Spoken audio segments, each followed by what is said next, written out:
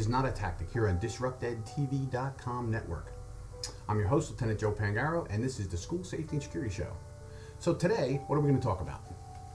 Well, I think it's important for us to start looking at the internal threat. Start to talk about the internal threat. What is the internal threat, and how do we deal with it? So the internal threat, whether it's a school or a business, means the people, the kids, the staff already inside our building. They are a danger because we know that in most school shooting incidents, it is a student in the school who erupts in violence and ends up hurting his or her classmates. So we know, we've talked about it in the past, it could be guys, could be girls, mostly it's guys. Mostly they use firearms. So we're going to talk about now, how do we spot that coming? I've written a lot of articles about this over the years. Most recently I wrote one called, Can We Spot Violence Before It Erupts? And the answer to that very clearly is yes, we can. We can see violence before it happens. The kids that do this, kids that kill their fellow students, don't wake up on a Tuesday morning and decide, I'm just going to go kill 6 of my classmates. They have said and done things before the eruption of violence that we can pick up on if we know what we're looking for. So one of those things that we can pick up on is the writings and the drawings that these kids make. All right, so we're going to talk about that a little bit today, because how kids express themselves. We know kids start to express themselves. Let's talk middle school and high school. Because in reality, middle schools and high schools are now equally at risk for active shooters from the students. It used to be high school and college. Now it's really middle school and high school is equal in the amount of shootings that we have. That middle school age, you start to get kids who are starting to, reach puberty. They're starting to see the world around them differently. They see themselves differently. They're trying to fit in. They're trying to do things. So it's an interesting dynamic that goes on for those kids. And those kids are very descriptive. They write lots of things. They keep journals. They draw pictures. And all those things can be a couple of different things. It can be ironic humor. Something that they see in life and they just draw it to be because it's funny, or they think they can make it funny. That's ironic humor. Then they also can write things down that are gothic and dark, because the subjects of life start to have meaning in their lives. They start to think about suicide because they might know someone who committed suicide. This is happening across our country. Maybe a family member, an older brother or sister, or somebody in their neighborhood, and now they're forced to think about those kind of topics. And those things come out in their writing and their drawing and their words, what they're concerned about. Then we also see kids write dark things because they're trying to tell us something. They're trying to express their fear, their anger, their revulsion at something that's happening to them. They're bullied, they're upset, and they write it, they draw it. Are we looking for these things? Okay? So when I teach teachers and staff members what they should look for, we have to figure out a couple of key points. Number one, is the drawing in and of itself showing a violent act? Or is it just showing like somebody drawing army men? Because kids do play army men. They play cops and robbers. They play video games about these things. So sometimes kids are just drawing what they're doing, and because you see them, they're shooting at each other, very scary, everybody's upset, the kid's thinking he's going to kill everyone. And when you talk to him, the kid's drawing his favorite video game or something, or a scene from that video game, or one of the things that these kids are looking at. But the key to that is when we see something that a kid has drawn or written, we have to examine it a little closer.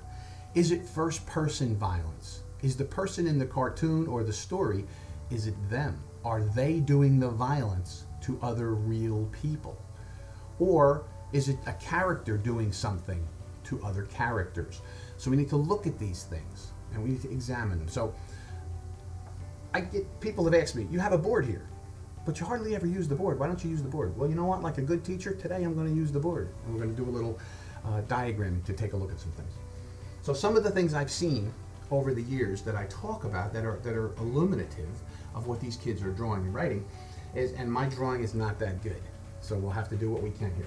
What I did see was, we saw this guy, right? This is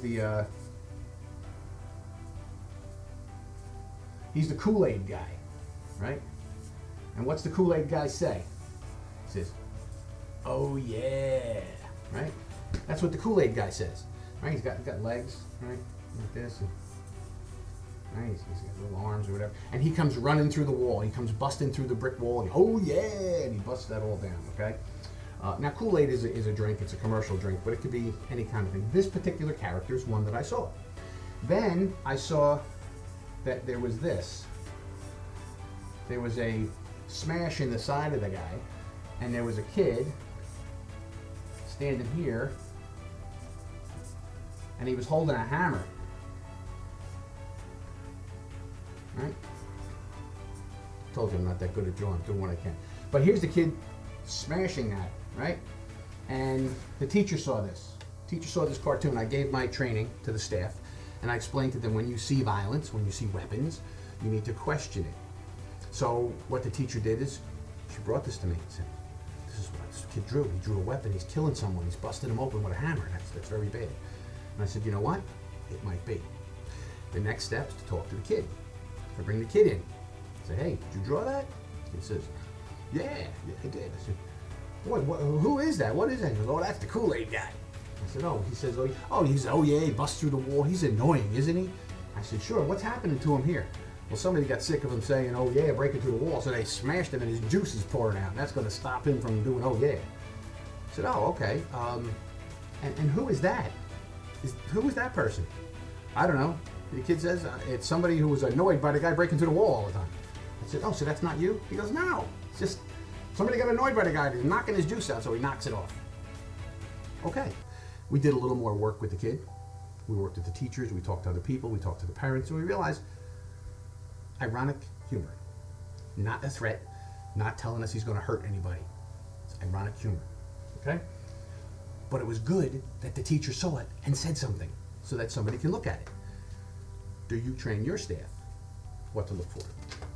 Okay, I do this training for police departments. I do this training for schools, and you can reach out to me, jpangaro at DisruptED.com if you want more information on this kind of training, and I can help get it out to you. All right, so now let's look at another one. Now we see another one. Teacher brings to my attention. A student, a high school student, probably 9th or 10th grade. Student was having some difficulty for the past couple years with his peers and people in the group. Didn't always get along with everybody. Not everybody liked him. He didn't like everybody. There was some bullying, but it wasn't like the bullying you imagine, picking on him every day. The kid was just ostracized through groups. They didn't want him to always hang around with them. And he got stuck in a project with these 4 other kids. And it was a lengthy project. It wasn't one of the week-long things. It was a several-month project. They had to develop ideas and come up with reports and do a diorama and all that kind of. It was an in-depth project they were doing. This kid was having a hard time dealing with those students, as well as having other problems that we found out after we saw the drawing. Okay, so the drawing starts out, and this comes to me from the teacher. It says,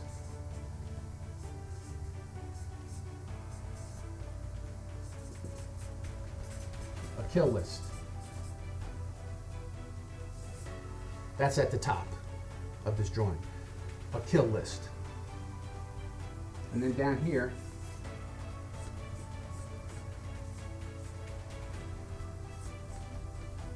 we have pictures of people. There was 4 of them in there.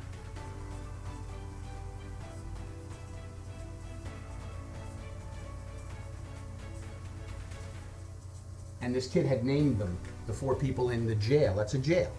He had named them, and it's pain, misery, hate, and anger. The kid had named these 4 people.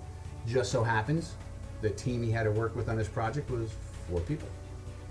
So he named them, instead of using their real names, he called them how he felt about them.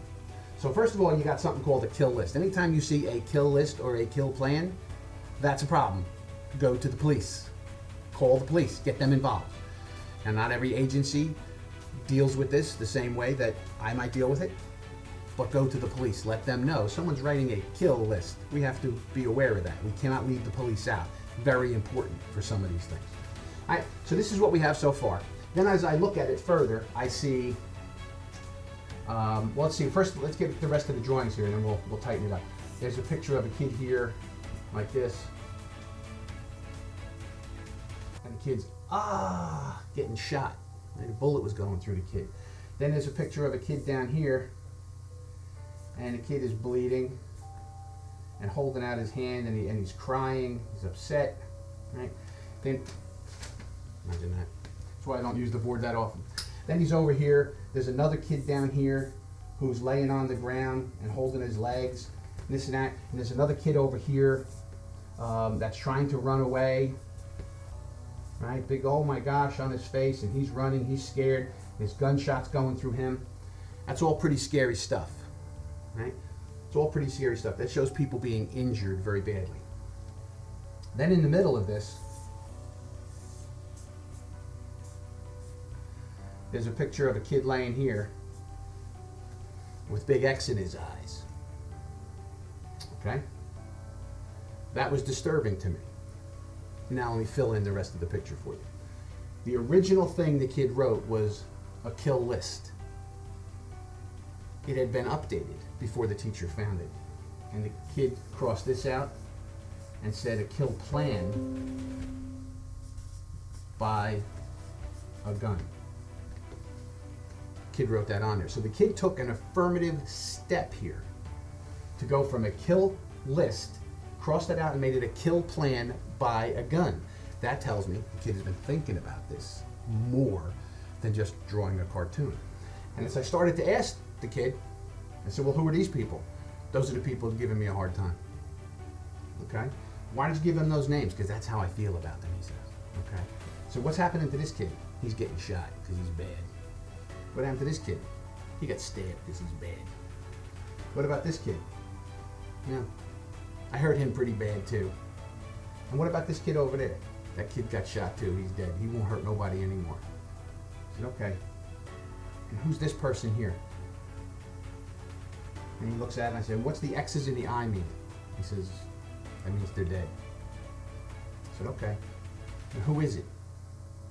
The kid says, that's me. After I kill them, I'm going to kill myself because I can't take this anymore. I've been putting up with this for years and I can't take this anymore. That drawing is a great big scream for help. You have to recognize these signs when they're there so that we can do something. We got help for this child. No one got injured. The parents were shocked because they didn't realize what was going on. The school didn't realize how upset this kid was. Over the years, I don't know how they treated it when the kid complained. I don't know if the kid did complain about how he felt he was being treated. You got to remember that being treated badly is about perception. It's not about always reality, because people that have problems don't always see reality clearly. They have their perception. And if their perception is that they're being picked on, that they're being ostracized, that they're being kept out, that they're being injured, that's the real world for them. This kid made a kill list, listed the people he did not like, changed that to kill plan by a gun, made some specific changes to that plan. This is the scariest thing I ever saw, especially when he said after he kills them, he can kill himself. That is the pattern of many of our active shooters. So being able to recognize when these kids draw things and write things and say things is going to help us to intervene to help that child and keep everybody else in your building safe. So remember, we can see violence coming. Take your bullying incidents serious. Make sure that the victim feels like something was done, right? It's no good to do a bullying investigation and you come to a conclusion and then the bully keeps picking on the kid, like when no one's looking, sitting at lunch. Nothing got done then. The victim doesn't feel they got any satisfaction. And if the school ain't helping them, and their parents couldn't help them, sometimes these kids feel the only thing they can do is help themselves. Violence. We want to intervene before that happens. Pay attention to the signs and symptoms of potential violence. Listen to what people say. Words have meaning. Look at the drawings.